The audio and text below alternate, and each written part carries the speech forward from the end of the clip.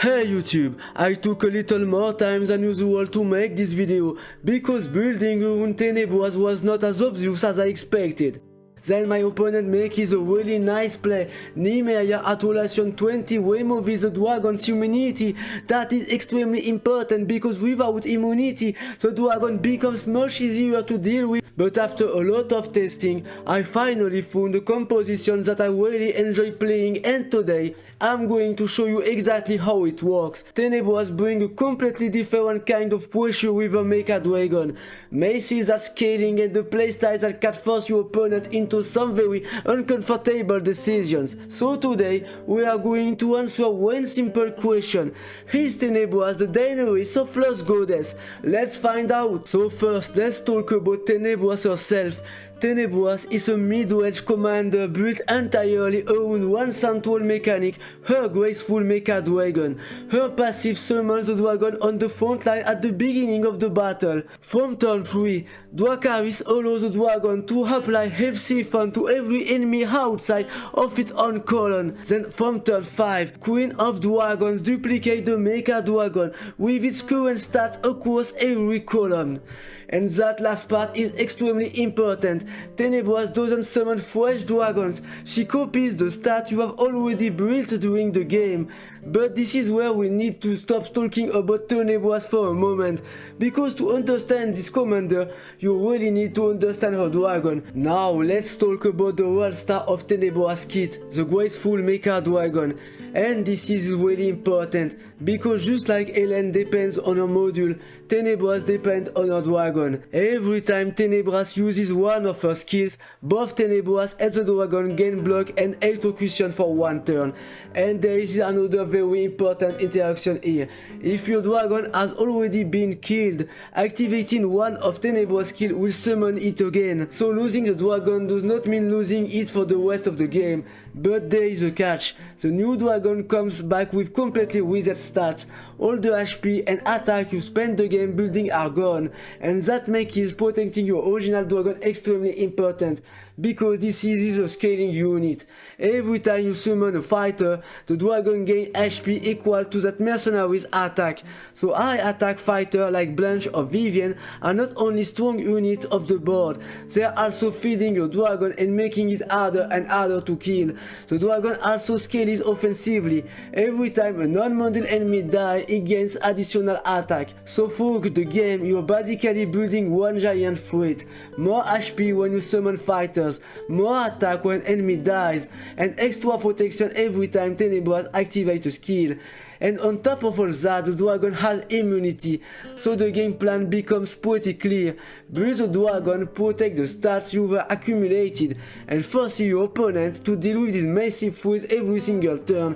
Because yes, Tenebras can bring the dragon back, but if they kill a dragon you spend 5 turns scaling, you are basically starting from zero again, and that's exactly what I wanted to build my composition around. Now let's move to the composition I've been testing with Tenebras, and before we start there is one important thing I want to mention. For this video, I'm exceptionally going to use one relation 20 mercenary, Blanche. I normally try to avoid relying too much on relation 20 units in my composition, but Blanche recently received an important buff to her relation skill, and I really wanted to show you the impact it can have in actual game. So keep in mind, Blanche at relation 20 is not mandatory to understand how Tenebras works. I'm using her here because she fits the composition extremely well, and because this is a good opportunity to test her recent buff at the same time. Now, the core idea of this composition is pretty simple. Make the dragon as threatening as possible. Force your opponent to block it every turn, and punish them somewhere else if they are busy dealing with it. For the fighter core, I'm using Vivienne, Blanche and Maddie. All three help increase the dragon HP when they are summoned while still bringing strong value on their own. For the damage package, I'm using Agrat and Maddie.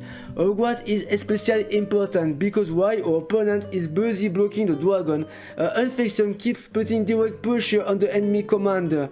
Then we have Esther, Zoe, Chloe and Vespina who help deal with the unit standing in front of the dragon, because one of Tenebras' biggest weakness is actually very simple: the dragon can be blocked. You can build thousands of stats on it, but if your opponent keeps putting something in front of it every turn, all those stats don't matter. So this unit help create opening and keep the dragon relevant. And finally, I'm using Kirsten as a late game tech option, especially to give us an answer to Nona. So the whole composition revolves around creating a dilemma. Do you keep blocking the dragon and let Agrat slowly damage your commander?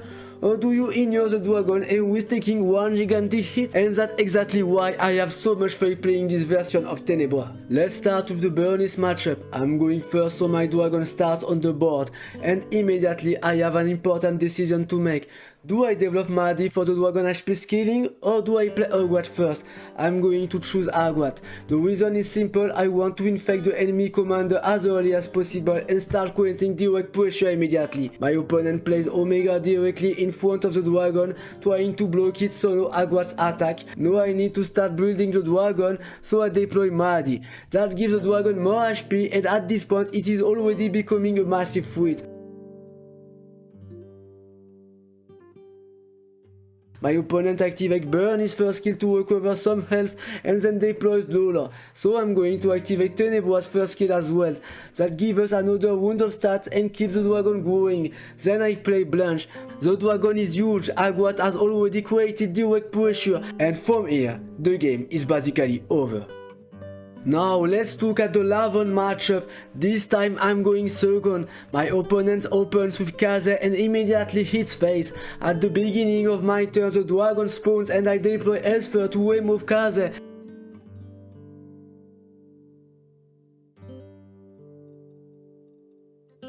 Then my opponent makes a really nice play. Nymeria at relation 20 removes the dragon's immunity. That is extremely important because without immunity the dragon becomes much easier to deal with, but here it survives with only 50 HP, and honestly that's enough. I deploy Mady gains stats thanks to barrier.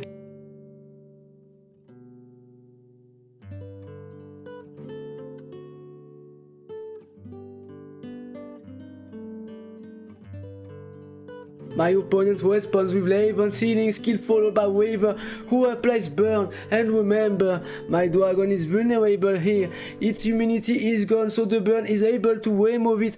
But this is where Tenebras Skills becomes really interesting. I activate skill 1, which resumes the dragon, and I roll the positioning here.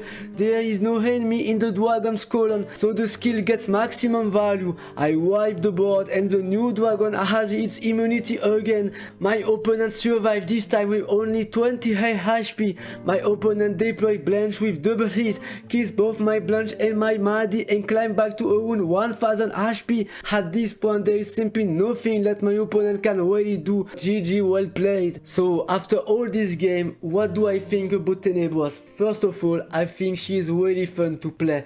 Her biggest strength is the amount of pressure the dragon can create once you start stacking enough stats. And interestingly, I think she has some very good tools into the two commanders that currently dominate the meta. Against Bernice, the Western nerf matters a lot. Bernice now needs to attack the enemy commander to trigger burn, but every time she attacks face, she is not blocking your dragon. And if you give this dragon even one free turn, the amount of stats it can accumulate become ridiculous very quickly. Against Lavonne, the situation is completely different. Lavonne is designed to resist effect damage with barrier and sustain, but Tenebras doesn't really care about that. The dragon doesn't need burn, infection or another damage effect to kill you. It just is extremely hard, and that creates a type of pressure that Lavonne is not naturally designed to stop. But Tenebras definitely has weakness. Hunter is probably one of the best counter I've found so far. She can keep blocking the dragon while simultaneously inflating your commander. So while you're trying to build the gigantic threat, Hunter is still creating direct damage pressure somewhere else. And Domino can be even scarier. Domino can generate just as many or even more stats, but those stats are much better distributed across the entire board. And eventually she can simply create something big enough to one-shot your dragon. And remember, even if Tenebras can summon the dragon again, all the stats you spend the game building are gone. So my final verdict, Tenebras is strong, fun and very matchup dependent.